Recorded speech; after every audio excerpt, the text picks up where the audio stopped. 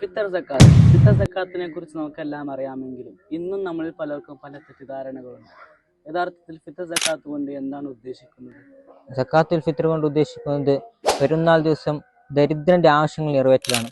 മറ്റുള്ളവരെ പോലെ തന്നെ പെരുന്നാൾ ദിവസം സന്തോഷിക്കാൻ അവരെയും പ്രാപ്തരാക്കുക എന്നതാണ് ഇതിന്റെ ഉദ്ദേശം എന്ന് മഹാനായ ഇമാം നവവി റളിയല്ലാഹു അൻഹു പറയുന്നതായി കാണാം. അതുമാത്രമല്ല, മഹാനായ വഖീഹ് ഇബ്നു ജർറാഹ് റളിയല്ലാഹു അൻഹു ഇതുമായി ബന്ധപ്പെട്ടൊരു പ്രബലമായ ഒരു കാര്യം പറയുന്നതായി കാണുന്നുണ്ടല്ലോ. അതെ, ഇമാം വഖീഹ് ഇബ്നു ജർറാഹ് റളിയല്ലാഹു അൻഹു പറയുന്നുണ്ട്, നിസ്കാരത്തിൽ സഹവിന്റെ സുജൂദ് എങ്ങനെയാണോ അതുപോലെയാണ് നോമ്പിന്റെ വീഴ്ചകൾക്ക് ഫിത്ർ സക്കാത്ത് എന്ന്. അങ്ങനെയാണെങ്കിൽ ഫിത്ർ സക്കാത്ത് ആർക്കൊക്കെയാണ് നിർബന്ധമാകുന്നത്? റമളാൻ മാസം അവസാനിക്കുകയും ഷവ്വാൽ മാസം പ്രവേശിക്കുകയും ചെയ്യുന്ന സമയത്ത്, അഥവാ പെരുന്നാൾ രാവ്, അന്ന് ജീവിച്ചിരിക്കുന്ന എല്ലാ മുസ്ലിങ്ങൾക്കും ഫിത്ർ സക്കാത്ത് നിർബന്ധമാണ്.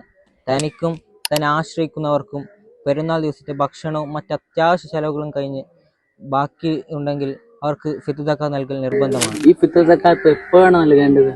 റമളാൻ 1 മുതൽ തന്നെ നൽകാൻ പറ്റുമോ? പറ്റും. എന്നാലും റമളാൻ അവസാന ദിവസം സൂര്യൻ അസ്തമിച്ചത് മുതലാണ് ഫിത്ർ സക്കാത്ത് നിർബന്ധമാകുന്നത്. ഏറ്റവും ശ്രേഷ്ഠമായ സമയം എന്ന് പറയുന്നത് പെരുന്നാൾ ദിവസം സുബ്ഹി നിസ്കാരം കഴിഞ്ഞത് മുതൽ പെരുന്നാൾ നിസ്കാരത്തിന് തൊട്ടുമുള്ള സമയം വരെയാണ്. പെരുന്നാൾ നിസ്കാരം കഴിഞ്ഞതിന് ശേഷം ഫിത്ർ സക്കാത്ത് കൊടുക്കാൻ പറ്റുമോ? ഇതിന് വലിയ പ്രശ്നമുണ്ടോ? പെരുന്നാൾ നിസ്കാരം കഴിഞ്ഞത് മുതൽ സൂര്യൻ അസ്തമിക്കുന്നവരെ കൊടുക്കൽ കറാഹത്തും അതും കഴിഞ്ഞ് നീട്ടിക്കൊണ്ടുപോൽ ഹറാമാണെന്ന് മഹാന്മാർ നമ്മെ പഠിപ്പിക്കുന്നുണ്ട്. അപ്പോൾ എന്താണ് നമ്മൾ ഫിത്ർ സക്കാത്ത്